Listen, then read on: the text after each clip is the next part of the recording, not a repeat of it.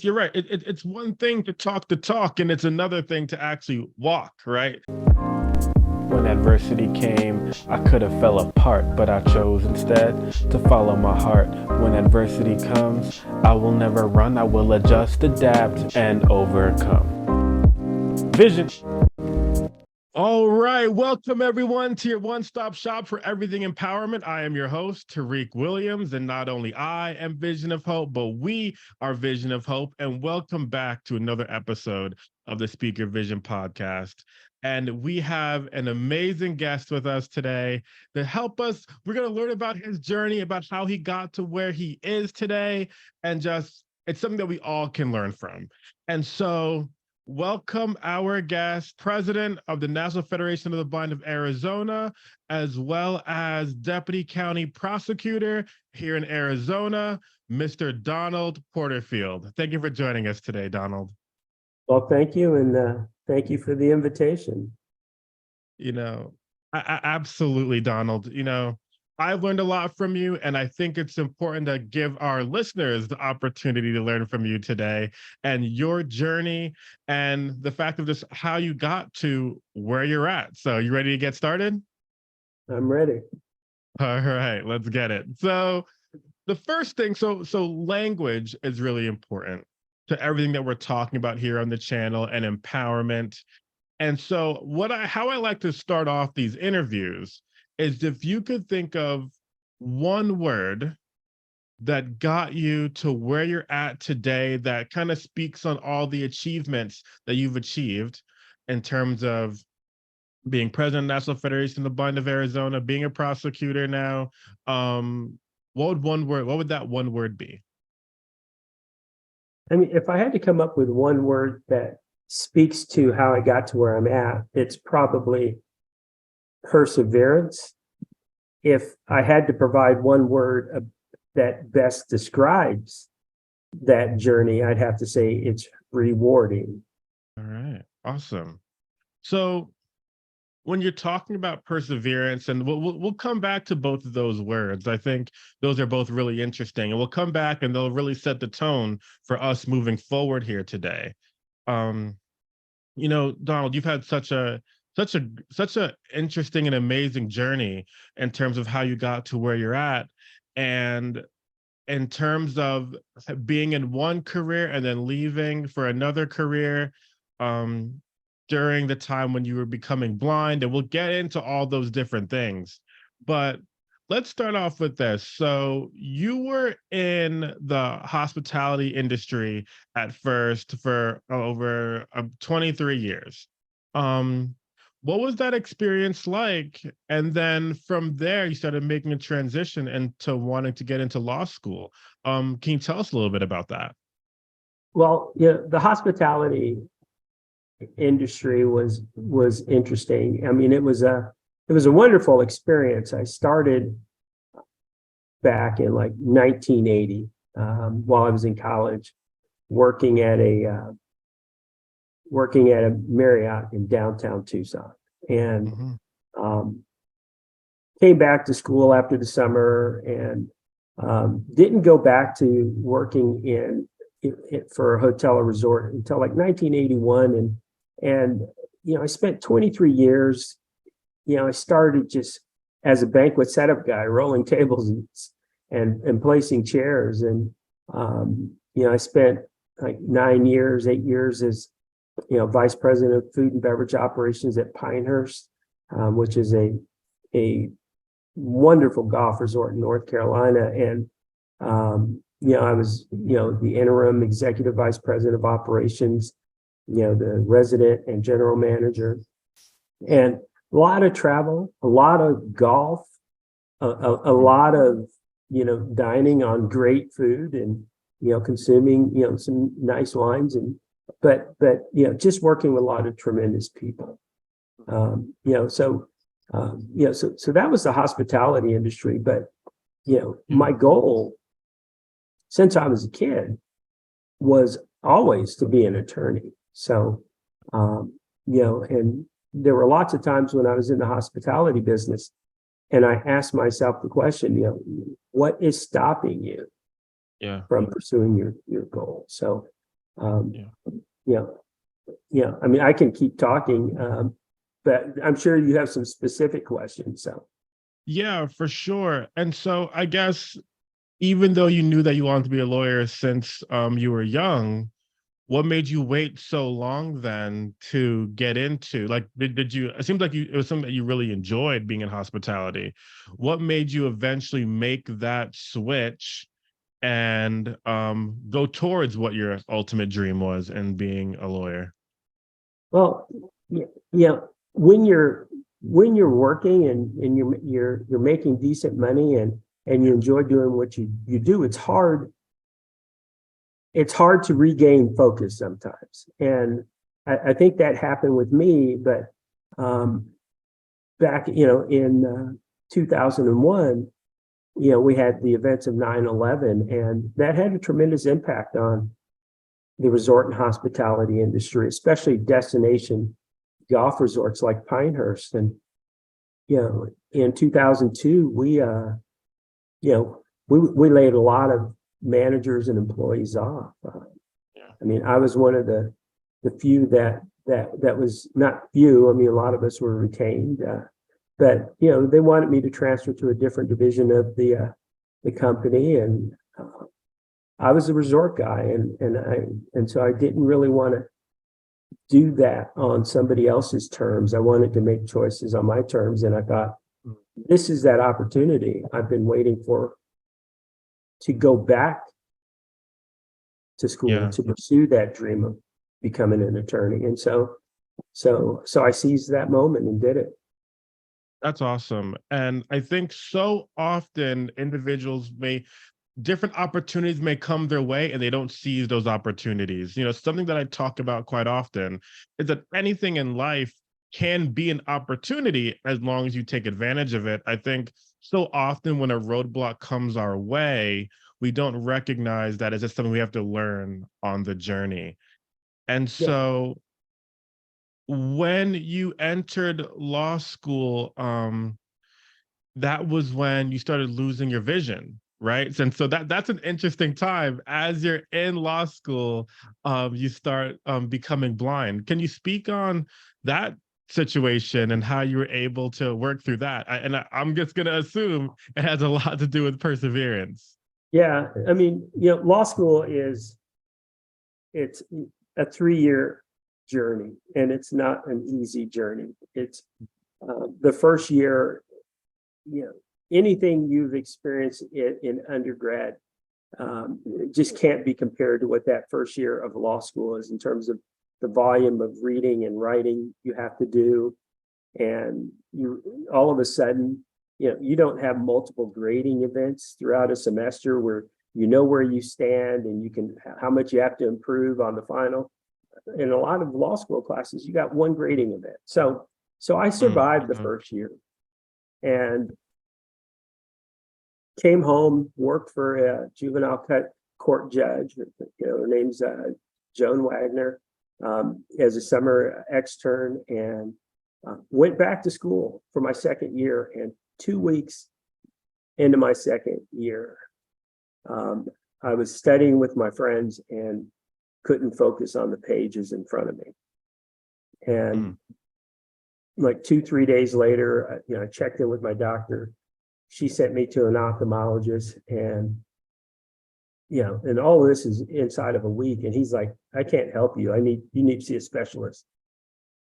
So he sent me to a specialist the next day, and the specialist was like, well, we're going to schedule you for surgery next Tuesday. I'm like, surgery? Oh, Like wow. on my eyes? And he was like, yeah.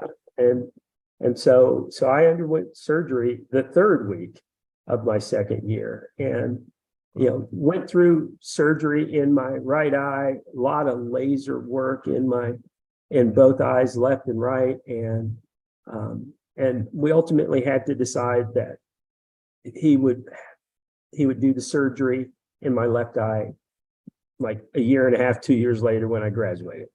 And so I had to figure out how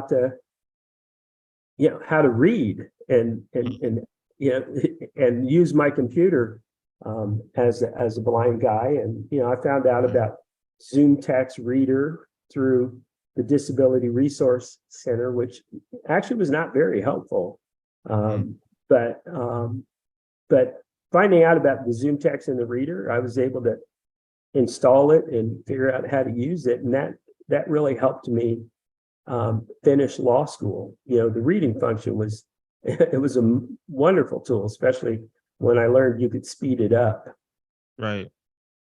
Right. But yeah, a lot of perseverance. The ophthalmologist who did the surgeries felt like I should have taken time off from school, and felt like maybe law wasn't going to be the best profession because of the volume of reading and writing. And as a blind person, obviously I would not be capable of keeping up with my peers. And that was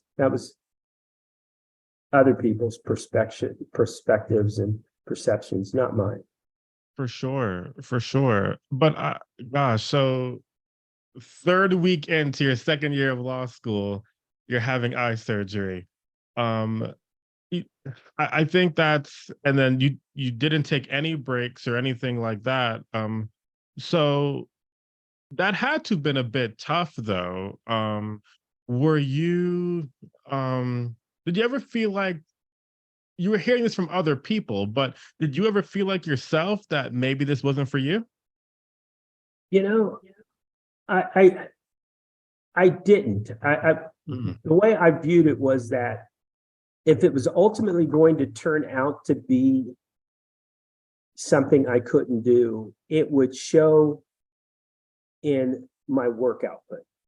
I would just not be able to get the work done, the I reading, see. the analysis, case analysis. And I was able to keep up. And I was at school longer than my friends every day because Mhm. you know, a lot of the equipment I was using, was in the library, and so I had to be there when the library opened, and I stayed till it closed almost every day. So Wow. I was at school from, like 7:45 to 11 o'clock every day, except for Fridays. The library closed at 8 o'clock, and so I was be done by 8 o'clock on a Friday. And I talked about perseverance. I mean, Yeah. I had a really good group of friends who made up my study group that we formed in our first semester as 1Ls, and we stayed together all the way through graduation, even when we weren't in the same classes. Yeah. And they provided a wonderful support. My family, never wavered in their support for me. And so I mean, to me, I was doing the right thing. And I mean, I graduated in 3 years. I didn't have to take any time off, and I graduated with honors. So the Wow. work was actually a better quality after I lost my vision than it was before. I mean, I had to actually pay closer attention to it than I did in that 1L year. Mhm. That's interesting. So something that I've in an episode way back, I talk a lot about self-efficacy, and part of building self-efficacy is just getting out there and doing what it is you want to do or trying, and that's how you build it.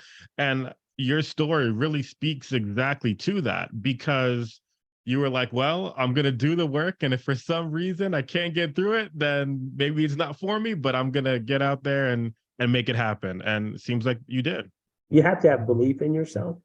Hmm. And now, and I don't think that's strong enough, Mm. because you also have to have the right support around you Okay. to help you. And sometimes, you might have a flash of a waiver, and just having a conversation with, a friend or a family member is often more than enough to boost me forward. And sometimes I don't even think they knew that what they said was that the encouragement of the day that I needed. Yeah. Yeah, for sure. For sure. I I have to say, when I became blind myself, one of the things I talk about that was great for me is the fact that my friends treated me the same before I was blind and they treated me the same after, right? And so, I mean, so when we were joking around the way we did before, we still joked around the same way after. And that was great for me because as I'm struggling with my own identity, I'm like, am I still the same person? I must be if my friends and family are still treating me the same, right? I mean, that's so important. I mean, you're right on the money with that. And that encouragement in the process, I've seen different things on social media that talk about there won't be anyone there to believe in you and everything like that. And I don't think that's farther from the truth. I mean, if I didn't have people who believed in me, I don't know if I would be where I'm at today myself. No, yeah, that belief is, uh, it's powerful. Before I lost my vision, I'd spent a lot of time when I left the resort business with my brother and his family, and I was doing cooking. I was on the weekly cooking schedule and all that. And when I lost my vision, I was, visiting in the summer or over the Christmas holiday. And even when I graduated from law school and I came back to Arizona, I was put right back on the cooking rotation. I Mhm. mean, I still had my regular assignments, and they were like, yeah, we understand that you can't see, but you can still do these things. Right, right. Exactly, exactly. So you're touching on this, so I'm going to directly ask the question before we start transitioning a bit more into some of your other responsibilities. Um, what to you does it mean to be a successful blind person? I think to be a successful blind person, and I mean, God, that's a deep, complicated question. There so many levels. First and Mhm, foremost, I think being able to advocate, for yourself and for others to help bring about the change that mhm, allows you to participate equally in society. And an important thing is being out there in society. You don't have to be an attorney, orientation and mobility instructor, or a psychologist or anything like that to be successful as a blind person. But if you have a goal for yourself mhm. that you are pursuing and accomplishing, in spite of your blindness, I mean, you are successful. Being a student and being able to compete and with your peers and being able to participate in the activities you want. I think that's a successful blind person. If you're not letting society's misconceptions about blindness hold you back, I think you're a successful blind person. Yeah, absolutely. I couldn't agree more. And I'm gonna on the end there, I'm just gonna say, just be the person you want to be. Be the person that you want to be. Right. Um, don't let it hold you back. I think that's so important, and I think so often individuals think that once again, any type of obstacle or what have you that they go through, they think that their dreams are not for them, right? I think it would Yeah. have been so easy for you to think about that dream since you were a kid to go to law school and become a lawyer and go blind during law school and be like, you know what? It's probably not for me. Maybe I should just head back into the hospitality. But then you were like, no, this is what I want to do, and this is what I'm going to do. So I think that's really important for people listening to understand and connect with. Yeah. I think that's really important. As you said, be yourself. Right. Absolutely. Be the person you want to be. And now transitioning into that being the person that you want to be, let's talk about the National Federation of the Blind for a moment here, and specifically your role in being the National Federation of the Blind of Arizona president. Now, a common phrase that we say in the National Federation of the Blind is live the life you want. You are successful deputy county attorney, and you're working, but yet you wanted to be more involved and work with the National Federation of the Blind, and now have this role of president here in Arizona. What made you want to give back the way that you do, um, throughout your journey to be in this role? A lot of it goes back to, my childhood and, growing up in America in the 60s, as a young Black kid. You know, there were different levels of treatment, or mistreatment, however you want to look at it. And, Mm. being in a minority group, I experienced things that I started to experience again when I lost my vision. And, there was, and there is an unwillingness sometimes to make the modifications in systems or processes that would make society more acceptable to blind people. And I saw that really, really early on in, in the my journey, with blindness. And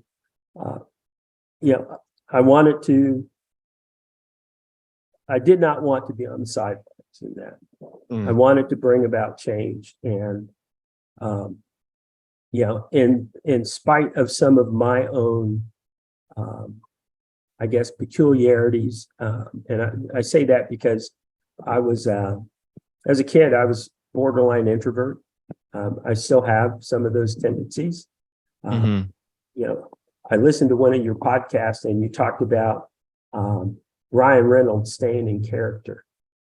Yeah, And yeah. in the hospitality business, we talked about being in character, being on stage when you were in front of the guest. Mm. And so I believe in that philosophy of being in character. And I have that character personality where I can put the introversion aside and I can stand in public and talk on behalf of other blind individuals who may not have the same voice or the same comfort that my public persona does.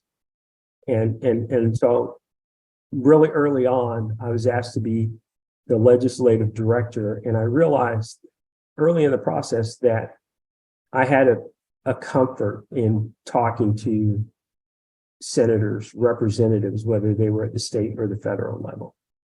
And I had the ability to speak on, those policy items and issues that were important to the blind community. Whereas a lot of folks can write a letter, maybe they can leave a voicemail, but when they're in those face-to-face meetings, they might not have that same comfort level, So like I said, I put on that character and I can do that. I can help amplify, a lot of voices, Yeah. it's sort of that, that collective whole, and being able to speak, on behalf of our collective and try to push our agenda forward. Yeah, absolutely. Being the person you need to be to give all the blind people who don't have a voice Mhm. the resources that they need to be, what we're calling a successful blind person. If I'm being honest, when I first started losing my vision, I didn't know what was out there for me. And I think that because of a lot of leaders in the National Federation of the Blind before me, and before we found the organization, those things were a part of my life without me even realizing it. And so it's assisted me in being able to move forward and believe in the fact that blind people could do whatever it is they want to do. Um, but you talked a little bit though about being a legislative director here in Arizona, talking to senators and things like that to put different things in place for blind people to have access to them and lobbying, etc. That must be I mean, being new into the organization, was that something that you felt comfortable with right off the bat? Did you have to work to build confidence to be able to do that? Um, So talk a little bit about that, because that's not something a lot of people get the opportunity to do. Well, I mean, I had to learn our history as much as I could. History as a as like the blind community. Yeah, and the history of the National Federation of the Blind, why did we come into being, and what is our purpose? What is our mission? I had to learn all of that. So I mean, I was on their website constantly reading, you know, everything. I read Walking Alone and Marching Together twice. I listened to tons of banquet speeches or read them. And as I did that, that helped boost my confidence in speaking about the issues that we're faced with today, issues like the elimination of sub-minimum wages and eliminating Section 14C of the Fair Labor Standards Act. I mean, I had to read a lot about that and a lot about Forced Reinvestment Act. And there was a lot of reading that went into it, and a lot of listening to what others in the organization had to say about these issues and why they were relevant and what the solutions were. But I mean, I like to believe that I'm a critical thinker, and I was able to not only listen to what they said and what they believed were relevant, but I could think critically enough about them on my own and say, yeah, no, that's not right. What's been happening is wrong, and these are the things that we need to do to bring about change. And all of that came together with that whole vision, that whole philosophy of the National Federation of the Blind. So it was, it was almost like taking a college course in advocacy of, an online self-study college course that Right.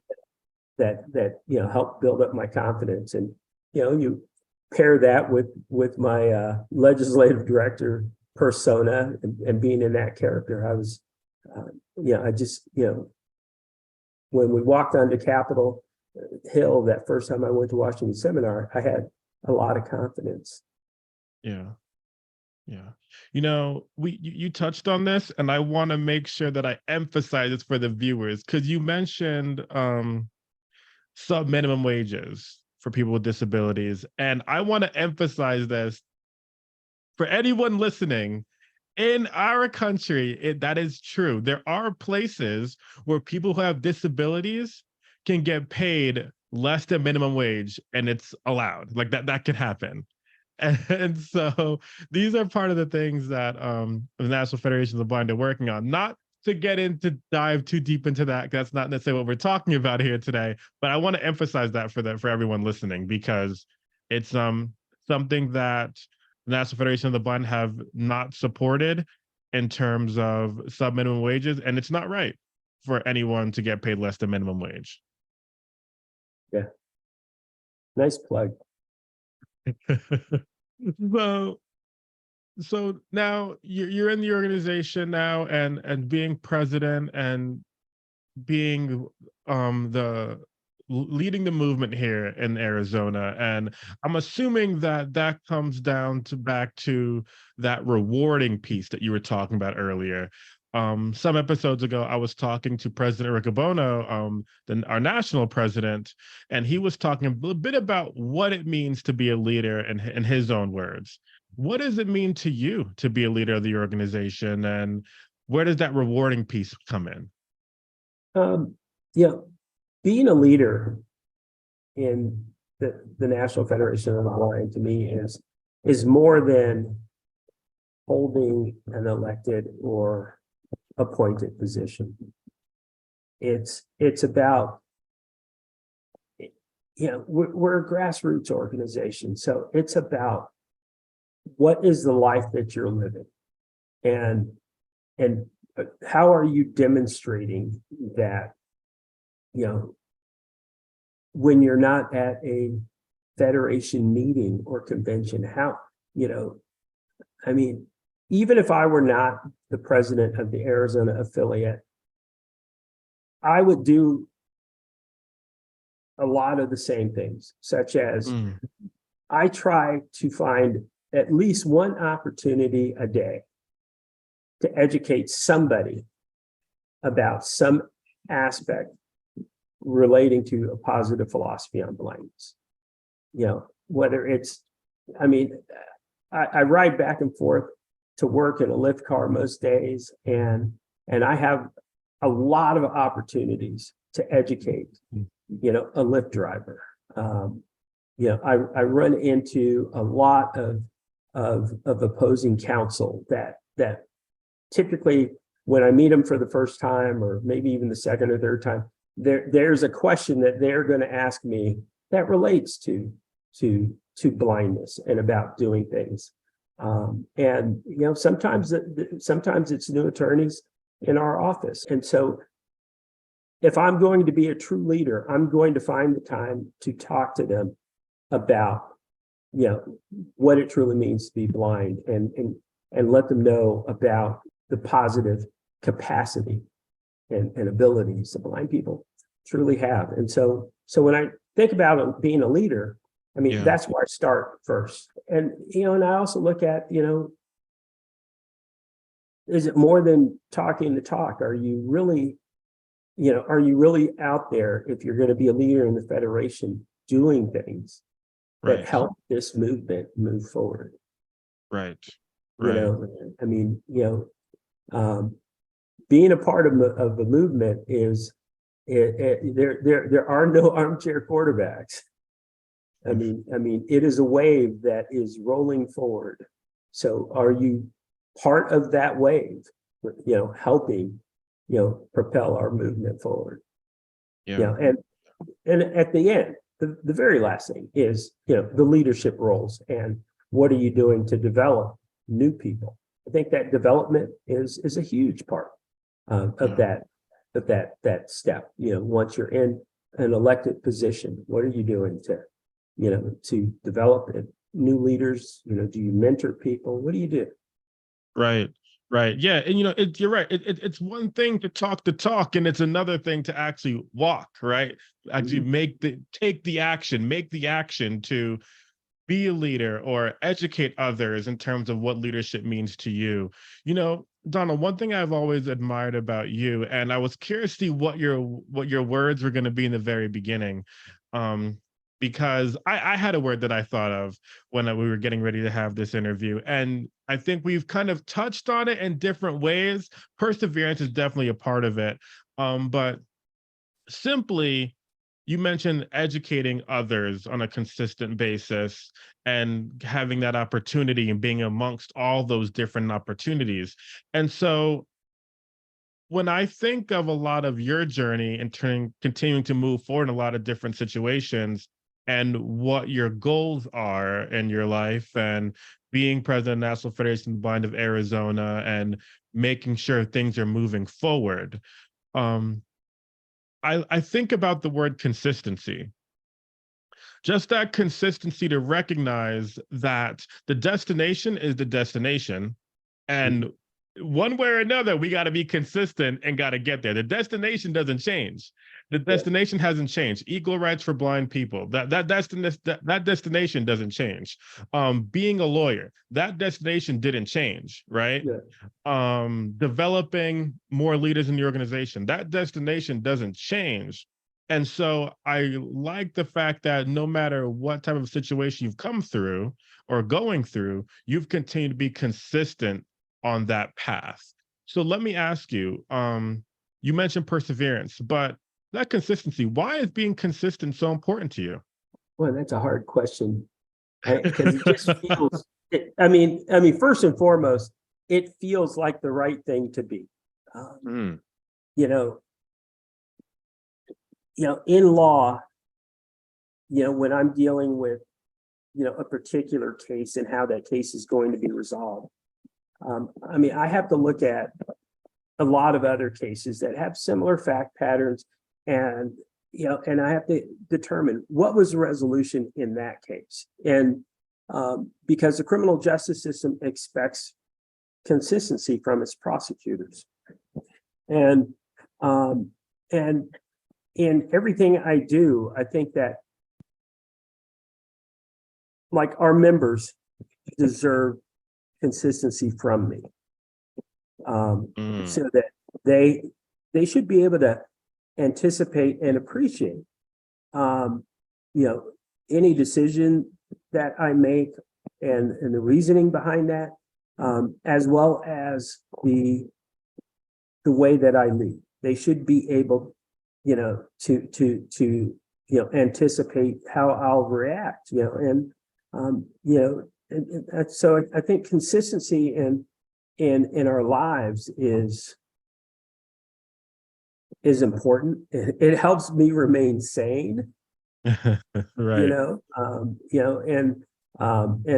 I think the byproduct of me remaining sane and consistent and calm is that, others that I might influence, will become consistent as well.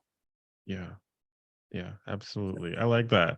We all need something or some type of moral or whatever to keep us grounded in the person that we are, and that consistency keeping you sane. I think that speaks a lot to that. So that's Yeah. great, and I think that's definitely an important piece to what we're all talking about here. And as this all is going on in terms of your work and making sure that the initiatives of the National Federation of the Blind of Arizona are moving forward, we still try to find the time in all the states, but specific to you in the state of Arizona, there is a state convention coming up here for the National Federation of the Blind of Arizona. Speak a little bit about um what the state convention is about and why it's important. First and foremost, the state convention is August 24th through 27th at the Hyatt Regency in downtown Phoenix. So I hope to see you there. That's it. Yeah. Our convention is important for so many reasons. One, it's an opportunity for us as a Federation family to come together, to share our experiences of the previous year, to refresh and recharge, and decide how we're going to continue our journey here in Arizona for the next year. What is the story that we are going to write into that big storybook of Federation lore and history? It's our opportunity to do all those things.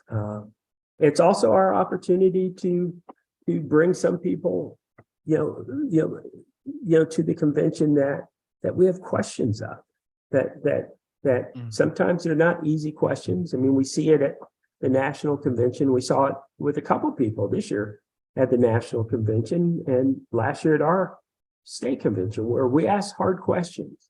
We don't do that out of disrespect, but we do that because we care about what happens, in the lives of blind people here in the state of Arizona.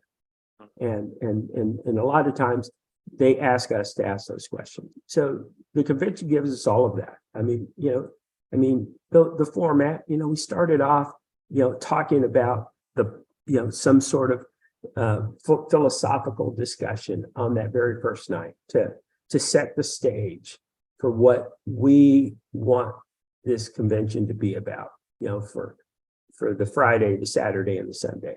And then we provide, education through seminars, and through the general session. We try to put a lot of things into a very compact time frame, because we only do it once a year. It's that family reunion that I think we all sort of recharge our batteries, or we top them off, because our convention usually follows shortly after the national convention. Right. And that gives us a pretty full charge, and we just top the battery off with the state convention. There you go. That's it. Shameless plug. You mentioned that philosophy session. For the listeners there, if you like listening to the podcast, you might want to, if you're in Arizona, stop by at the state convention, I might have a little bit to do with the philosophy session that happens.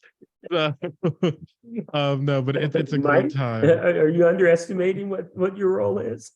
You know, there you go. A little bit to do with it. But no, it's a lot of fun. I get to be a part of coordinating that as the membership chair here in Arizona. So we get to have a lot of fun and just once again just connect with everyone and talk about the empowerment of blind people. But one thing, Donald, that you mentioned is when you were talking about like getting everyone together and that federation family piece, you know one thing about blindness and about the organization is that blindness is what brings us together, sure, but it by no means defines who we are as people, right? Every blind person has their own personality and individuality. I was asked, I did an interview a couple months ago, and I was asked to come up with several words that described me. Here you only got one. Yeah, but now I'm going to take the time and talk about just All right, like there say you some of those go. other things Yeah. because of when you talked about blindness not defining you. I mean, so the first word I picked was husband, because that is probably the most important role I've got in my life. My wife, Amy, who you work with, Yeah. she's been with me this entire journey of the NFB, and I probably would not have become as forceful an advocate if she had not introduced me to the National Federation of the Blind. And so I had so that is like the first word that I want people to know about me. And then I have words like uncle, my not two youngest. I mean, I have a younger niece now. But at the time, they were my two youngest nieces, and I was babysitting them a lot. And one of them was learning how to talk, and she couldn't say Uncle Donald. She couldn't even say Uncle Don. All she could say was uncle. And so that's what the family calls me now. And then there's, brother, son, friend, but I don't ever throw blind in there as something that defines me. I mean, it's one of the characteristics I have, but it's not a defining characteristic. Right. Absolutely. Absolutely. And so I mean, you mentioned all those amazing titles, and it's amazing to hear the journey and how you got connected into the organization. And you talk about the support of your family. That's amazing, and it's important to have that support around you and surround yourself with people who care about you and want you to be great. So thank you for opening up and sharing that. Um,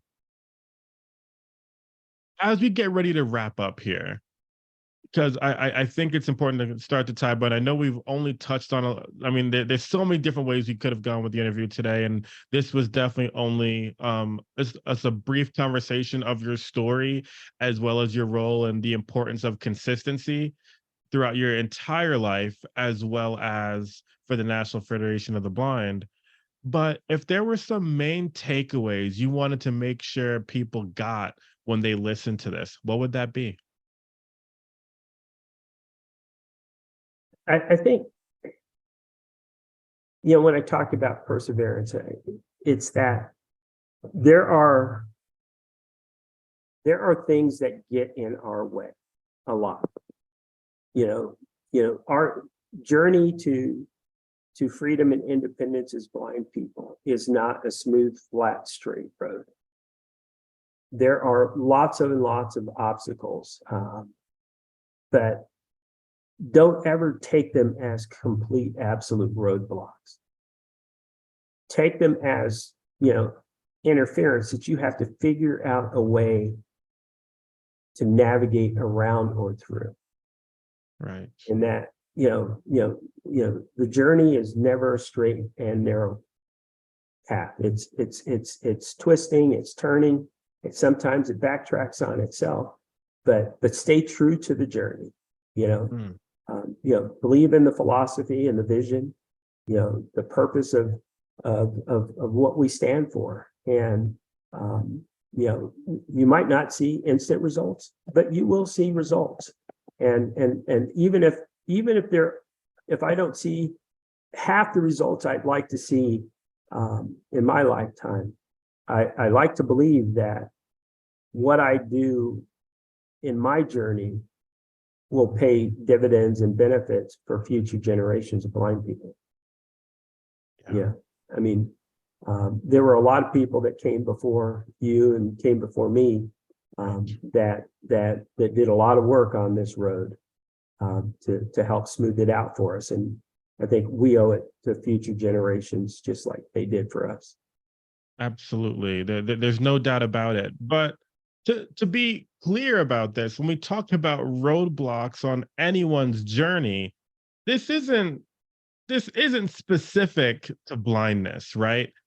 Everyone's going through something while they're trying to get to their destination. Yeah, perseverance, you know, it's not just about blindness, and it hasn't been just since I became blind. It's about how we live our lives, you know, and working through.